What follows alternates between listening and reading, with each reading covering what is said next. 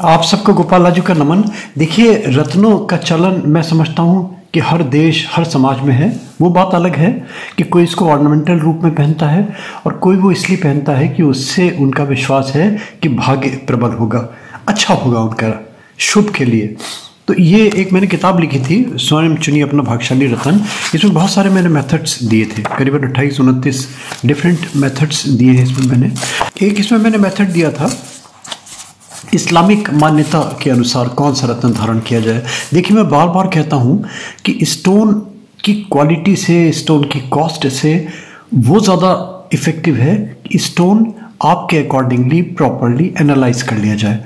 अगर आपके अनुरूप स्टोन की गणना कर ली गई तो मैं समझता हूँ कि बड़े अच्छे परिणाम मिलने की संभावना बढ़ जाती है। बाकी देखिए, वो तो अलग डिपेंड करता है अपने अपने भाग्य के ऊपर, अपने अपने प्रारब्ध के ऊपर और अपने अपने पुरुषार्थ के ऊपर। देखिए, इस्लामिक धर्म में मान्यता है रत्नों की, ये सत्य है। और मैं इसलिए नहीं कह रहा, मैं इसलिए कह रहा हूँ कि मैं दर्जनों मुस्लिम जो स्टोन विक्रेता हैं, ये जो स्टोन एनालिसिस करते हैं, उनसे मिला हूँ। व्यक्तिगत रूप से मेरे बड़े अच्छे संबंध हैं, बहुत ही अच्छे संबंध हैं। उनसे मुझे पता चला, फिर मैंने अपना प्रैक्टिकली एक्सपीरियंस लेके देखा, लोगों के अनुभव लिए, लोगों की बातें सुनी। मगर वहाँ क्या है, देखिए, ये जो हमारा पद्धति है स्टोन चयन की, अगर हम इंडियन मेथड्स से लेते हैं, हम अगर हिंदू पद्धति से लेते हैं तो राशि देखते हैं, नक्षत्र देखते हैं, ग्रह देखते हैं। मगर मुस्लिम पद्धति में क्या है, वहाँ पे तीनों चीज़ें नहीं देखी जाती। वहाँ पे देखते हैं रंग, यानी कि ग्रहों के रंग के अनुसार व्यक्ति का भाग्यशाली रत्न चयन किया जाता है। ये मुस्लिम समाज में मान्यता है और ये इसको नजूम बोलते हैं। वहाँ पे एस्ट्रोलॉजी को हम ज्योतिष बोलते हैं, वहाँ इसको नजूम बोलते हैं। नजूम में देखा जाए तो एक मत से स्वीकार किया गया है रंगों के अस्तित्व को, और अगर वो रंग पर्टिकुलर मिल गया तो मानते हैं कि मुकद्दर के लिए, भाग्य के लिए बड़ा अच्छा है। देखिए, ये तो सत्य है कि धरती और आकाश है ना, तीनों लोगों का संबंध जो है वो कहीं ना कहीं ग्रहों पर आश्रित है। ये सत्य है, बिल्कुल इसको मानते हैं, इसको वो भी स्वीकार करते हैं। इसीलिए वो एक ऐसे ग्रह में विश्वास करते हैं, ऐसे प्लेनेट में विश्वास करते हैं जो पूरे का पूरा उनका जीवन निर्धारित कर दे।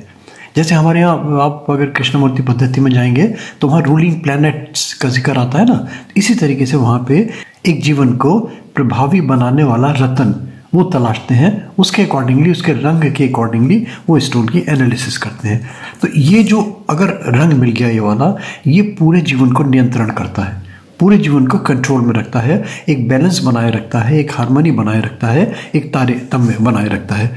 और इस रंग के आधार पर रत्न का चयन किया जाता है। देखिए, मैं आपको बता देता हूँ, बहुत ही सरल है, एक बच्चा भी निकाल सकता है। आपकी डेट ऑफ बर्थ अगर मान लीजिए पता है आपको, है ना, मैं आपको देखिए रत्न भी दिखा दूंगा कि कौन से रत्न का, कौन से कलर का आप स्टोन पहने मुस्लिम पद्धति के अनुसार। देखिए, मान लीजिए फॉर एग्जांपल, ये मैं उसी में से उदाहरण देख के बता देता हूँ किसी का। ये एक्चुअल डेट्स हैं, ये भी बता दूँ आपको, फेक नहीं है ये। मान लीजिए किसी का जन्म हुआ है 8 नवंबर 1980 को। इसमें क्या है, जो वर्ष है इसमें शताब्दी में केवल अंतिम 2 अंक लेते हैं, बाकी शताब्दी छोड़ देते हैं इसमें। तो 8 नवंबर 1980 लिया हमने, इसके हम एक एक अंक को जोड़ें, है ना। 8 ले लिया, 11 का 1 + 1 ले लिया, है ना, और 80 का 8 ले लिया, +0 ले लिया। इसको अगर हम सम करेंगे टोटल को तो ये टोटल सम आया 18। ये क्योंकि कम्प्लेक्स नंबर है ना, इसको फिर दोबारा जोड़ा, यानी कि 1 + 8 तो 9 आ गया। यानी कि कुल इसका जो अंक है, जो प्राइम अंक है, यूनिक अंक है, वो 9 आ गया। एक और उदाहरण देख लीजिए। इसी तरीके से मान लीजिए किसी की डेट ऑफ बर्थ 27 नवंबर 1973 है, तो इसको जोड़ लीजिए आप, 2 + 7 + 1 + 1 + 7 + 3, इनको जोड़ेंगे तो 21 आ गया। 21 क्योंकि फिर 2 अंक हैं इसमें, इसको प्राइम बनाने के लिए इसको फिर जोड़िए, = 2 + 1 = 3, यानी कि इसका जो प्राइम अंक आ गया वो 3 आ गया। अब ये इंपॉर्टेंट चीज़ है, ये अपने आप ने अपनी डेट ऑफ बर्थ के अकॉर्डिंगली अपना प्राइम अंक निकाल लिया, एक आएगा यूनिक, 1 से लेकर 9 तक। अब देखिए, ये एक चार्ट दिया हुआ है, इस चार्ट में ग्रहों के नाम हैं। ये तो अंक हमने न्यूमरोलॉजी के हिसाब से लिए हैं ये वाले। अब इसमें अंक जो निकलते हैं, इन अंकों के आधार पे किस ग्रह के कारक हैं ये, जैसे 1 2 3 4 क्रमशः लिखे हुए 9, तो ये सूर्य, चंद्र, गुरु से लेके मंगल तक इंडिकेट करते हैं ये। इनके उर्दू नाम क्या हैं, ये थोड़ा डिफरेंट है, ये उससे कोई फर्क नहीं पड़ेगा, कुछ भी नाम हो XYZ, अगर ये उर्दू नाम भी नहीं होते, कोई और नाम भी होते, तो हमें तो विधि निकालनी है, हमें तो एनालिसिस करनी है कि स्टोन किस तरीके से एनालाइज किया जाए। अब देखिए जैसे सूर्य है तो सूर्य को शम्स बोलते हैं, चंद्र को कमर बोलते हैं, गुरु को मर्रिक बोलते हैं, राहु को अतारू बोलते हैं, बुध ग्रह को वहाँ पे मुश्तरी बोलते हैं, इसी तरह शुक्र ग्रह को जोहरा बोलते हैं, केतु को जोहल बोलते हैं, शनि को रास बोलते हैं, मंगल ग्रह को ज़ैनब बोलते हैं। ये डिफरेंट आपके नाम हो गए हमारे जो ग्रह हैं हमारी हिंदू पद्धति के अकॉर्डिंगली, और जो उर्दू नाम इनके दिए गए हैं। अब देखिए इन्होंने क्या किया, इतना अंतर है। मैंने कहा ना कि ये एक भाग्यशाली प्लैनेट तलाशते हैं, एक भाग्यशाली एक रंग तलाशते हैं, उस रंग के चारों तरफ जीवन हमारा घूमता रहता है। वहाँ पे ये नहीं मान्यता है कि बहुत कॉस्टली स्टोन्स पहने जाएं।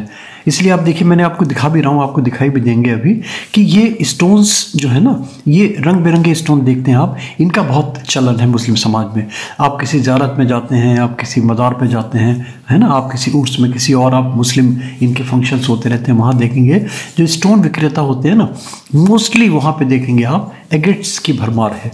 एगेट्स अगर जो अकीक स्टोन होते हैं वहाँ पे सस्ते मिल जाते हैं, बहुत ही सस्ते, इमेजिन भी नहीं करेंगे आप। तो मैक्सिमम लोग आप देखेंगे इसी रंगों के अकॉर्डिंगली स्टोन धारण करते हैं। कोई वहाँ उंगली का चलन नहीं है, कोई वहाँ पे ये मान्यता नहीं है कि हमारी तरह जैसे है ना कि पर्टिकुलर स्टोन एक स्पेसिफिक फिंगर में ही पहना जाए, उसका प्राण प्रतिष्ठा करी जाए, उसकी पूजा करी जाए, वो वहाँ कुछ नहीं है। बस वो रंग मिल गया और रंग के अकॉर्डिंगली चयन कर लिया। अब देखिए क्या है रंगों का चयन, किस तरीके से किया जाता है, ये भी आपको बता देता हूँ। देखिए जैसे मान लीजिए आपका एक, जैसे हमारा ये हमने अंक निकाले थे अभी, है ना, एक किसी जिसकी डेट ऑफ बर्थ 8 नवंबर 80 थी, उसका हमने निकाला था 9। इसी तरीके से जिसकी 27 नवंबर 1973 डेट ऑफ बर्थ थी जिसकी, उसका हमने अंक निकाला था 3। तो इसका 9 और 3 का अगर आप यहाँ देखेंगे तो 9 और 3 के जो स्टोन्स दिए हुए हैं, जैसे वही सेम उसी क्रम में 1 2 3 4 से लेकर 9 तक का एक क्रम है, ये उसी क्रम में स्टोन्स दिए हुए हैं। आगे स्टोन दे रहा हूँ उसी क्रम में ये आपके ग्रह हैं, है ना, शम्स, कमर, मुश्तरी, रास, अतारू।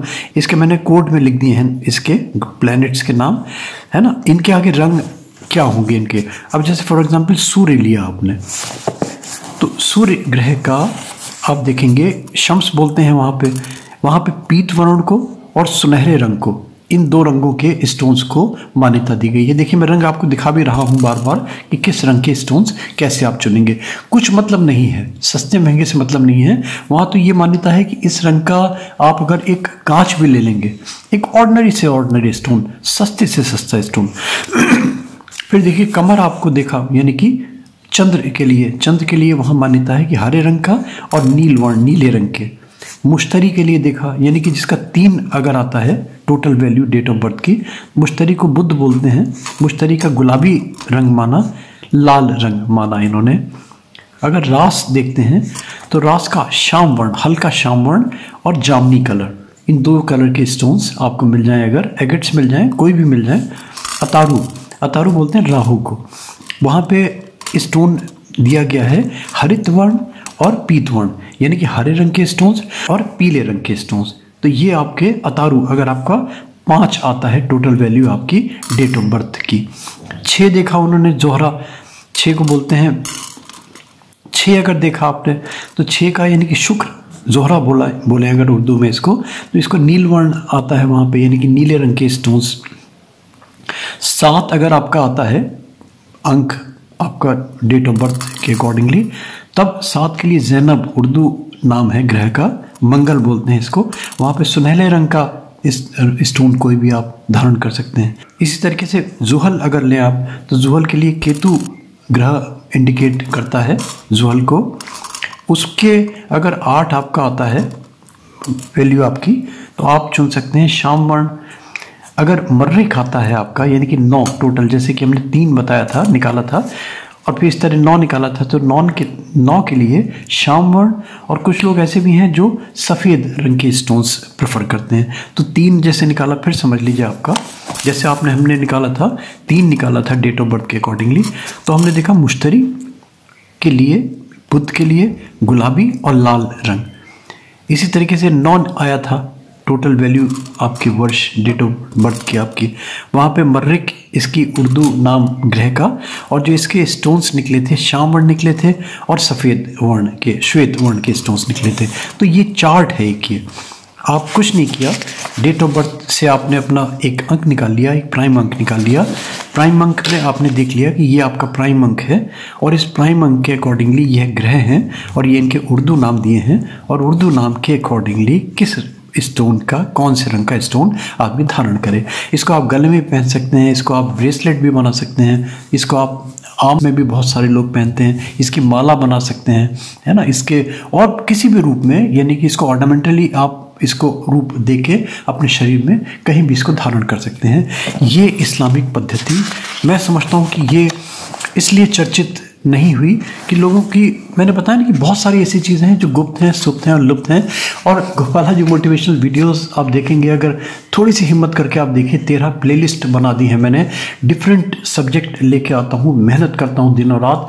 मैं नहीं समझता कि कोई चैनल आपको ऐसा मिलेगा जहाँ पे 13 प्लेलिस्ट हैं, और 13 प्लेलिस्ट भी वो जो डिफरेंट सब्जेक्ट्स की हैं।